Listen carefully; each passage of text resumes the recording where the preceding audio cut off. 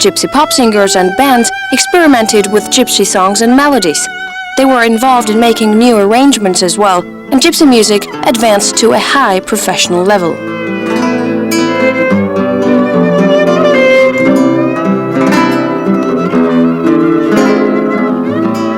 Right now we're at a rehearsal of a band called Djang. Musicians in this band play all kinds of music, starting from classical gypsy encampment music to fusion.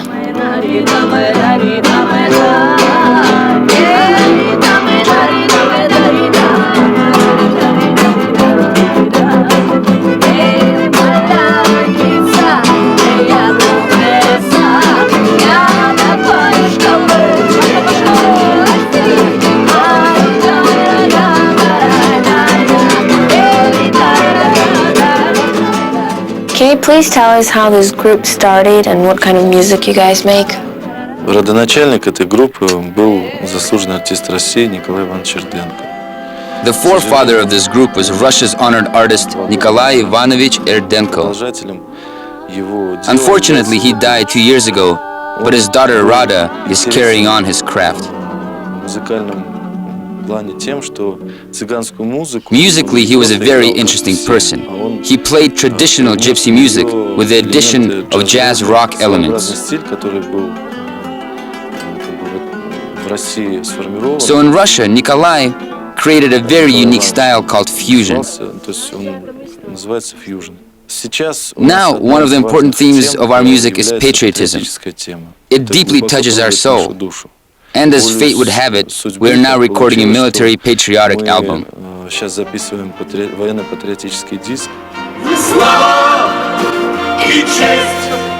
The Djang band gained worldwide recognition. Most of the members were traditionally from the Erdenko family.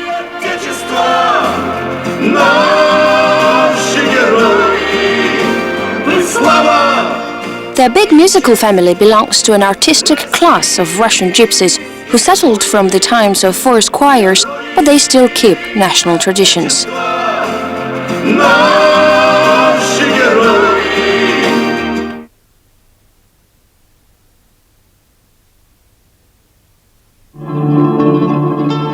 Most of Russian gypsies, Ruska Roma, had nomadic lifestyles. Unlike other countries in Western Europe, where gypsies were persecuted and repressed, in Russia they had certain freedoms and privileges. They were allowed to roam freely and were legally involved in typical crafts like sales, breeding and selling horses, and as blacksmiths. It's not like that anymore. Nowadays, most gypsies are ordinary citizens, but they still greet guests with traditional gypsy songs.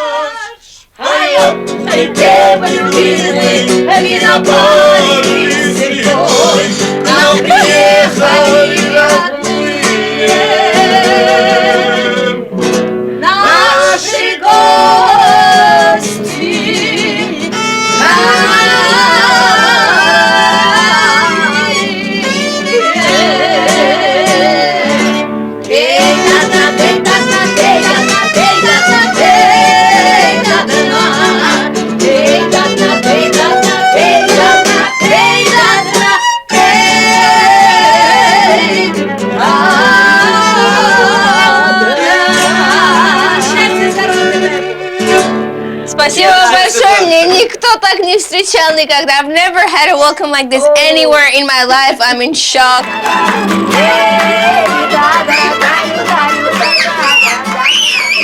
Many gypsies have large families, and the Erdenkos are no exception.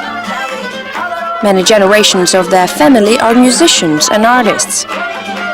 Living in such an environment, Rada and Niko's 4 children can't help but be talented. They're very musical, they dance, and even compose music.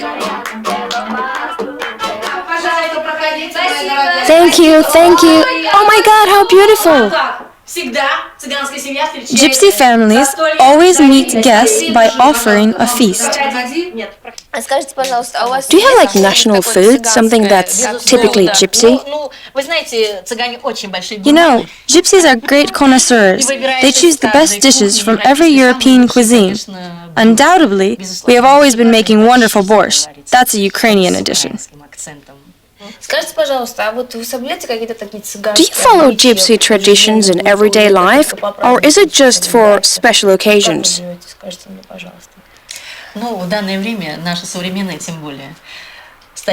Well, today, in our time especially, old traditions are far, far behind. And we step along together with our contemporary time. That's why we don't really have all those solid, typical gypsy customs. Well, we do keep the tradition of celebrating Easter and Christmas. That's why those traditions are still alive. And we also keep strong traditions like gypsy weddings.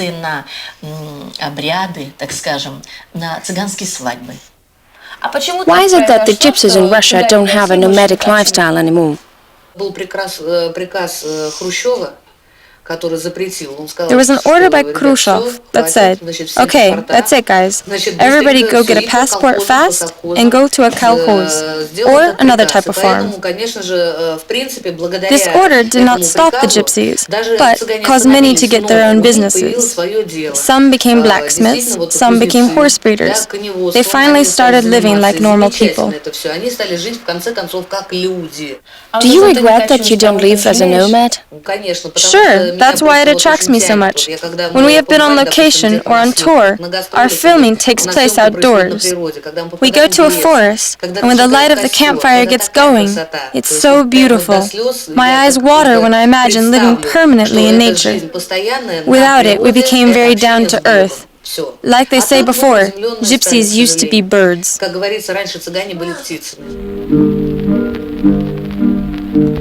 Roaming was prohibited in 1975. Before that, gypsies could settle in any town. After the decree to recruit gypsies into settled jobs, their native lifestyle became illegal vagrancy. The Soviet authorities tried different ways of keeping gypsies from their wandering lifestyle, even placing them in jobs.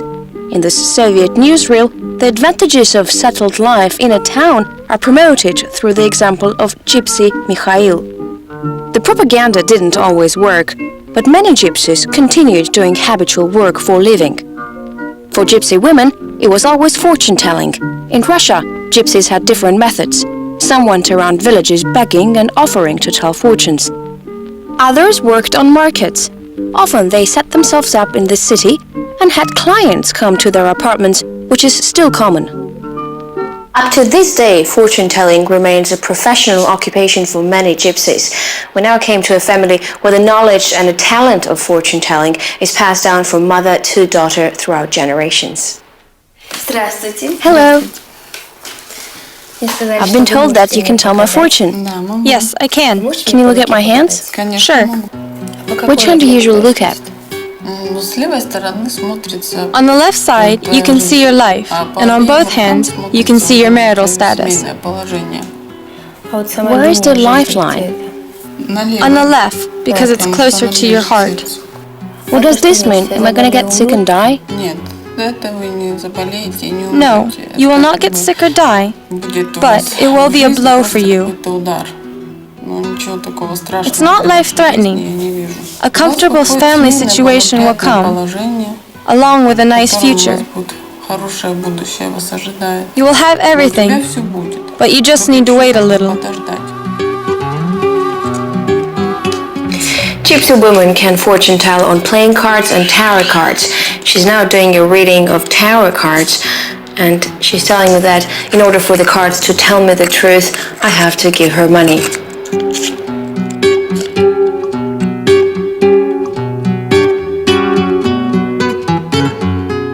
How did you learn to fortune tell? Since childhood, I've had an irresistible urge to help others. I wasn't taught. I got it by right of succession from my grandmother and mother. There are a whole range of other things that gypsy women can do besides predicting the future. For example, they can help me put a spell on somebody, or help me get rid of a spell that's been put on me, help bring a beloved person back to my life, and they can even do strange things through means of hypnosis. Can you help get rid of a spell? Yes, I can take off a spell, but I do not take every case. It takes a lot of energy and strength, and it's not possible with everyone. How much does it cost? I can't say how much it costs. Every person pays what they can.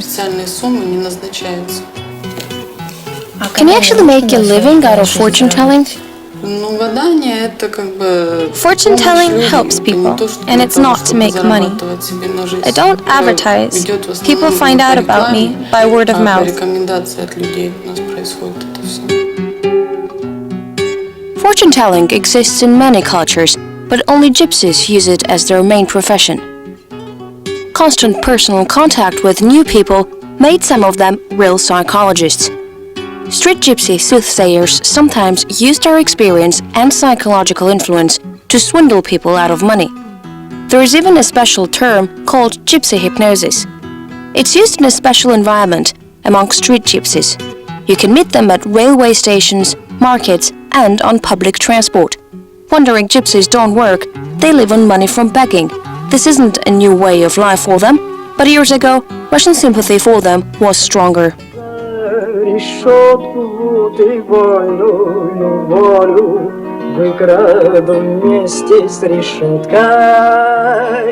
You can notice this in Soviet movies. Gypsies are often portrayed as positive figures, like Gypsy Yashka from the popular Soviet children's comedy Elusive Avengers. He's courageous, creative, resilient, and always ready to help out.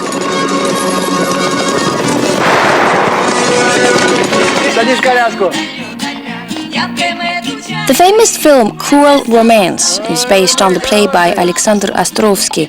In it, gypsies accompany a Russian nobleman and sing to him in Gypsy and in Russian. Gypsies were loved so much for their music that sometimes social differences were of no importance.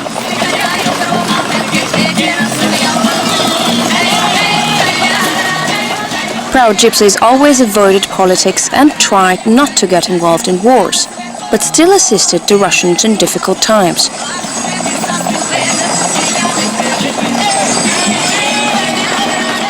During the Second World War, they fought and perished with the Russians on the front line.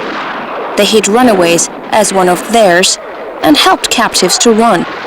In Russia, gypsies were always an organic part of society. According to different information sources, there are between 500,000 and 1.5 million gypsies in Russia today. The gypsy diaspora works hard to keep its national identity strong.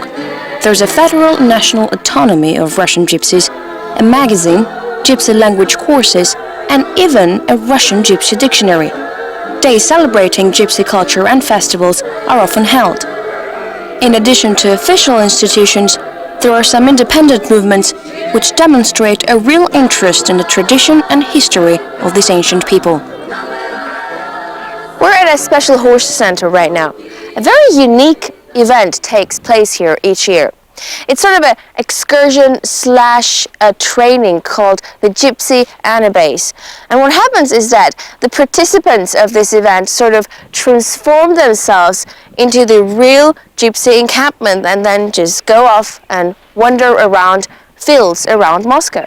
The image of a free, romantic gypsy lifestyle is in favor in Russia. In movies and literature, the gypsy encampment is often a symbol representing freedom. The free, nomadic life with horses, campfires and tents attracted many great literary men. To write his famous poem Tsigany, Alexander Pushkin visited an encampment and lived there for a few months. Those willing to participate in the Anabase program have to go through a special training period. Real gypsies, dance teachers from Romaine theater are brought here for consultations with the participants. Each participant has to pick out or make up his or her own costume and then, if needed, even pick out a wig.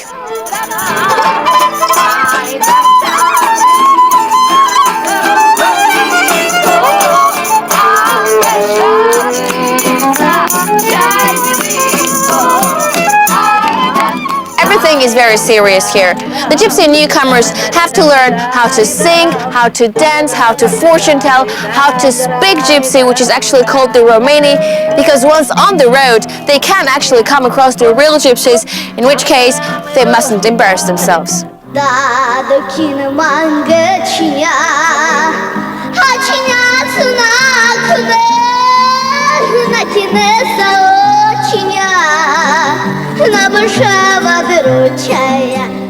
I think it's pretty clear why this kind of an event takes place in a special horse center. A horse for a gypsy is a friend, source for a living, and the means of transportation. And it's no wonder that throughout the centuries, gypsies have been breeding and trading horses. And the love of horses is the very thing that actually brings the participants here, just like the gypsies.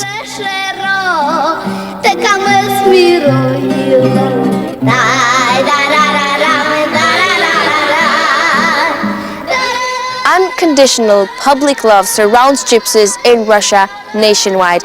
It's obvious that the gypsies hold a very special place in Russian hearts and culture.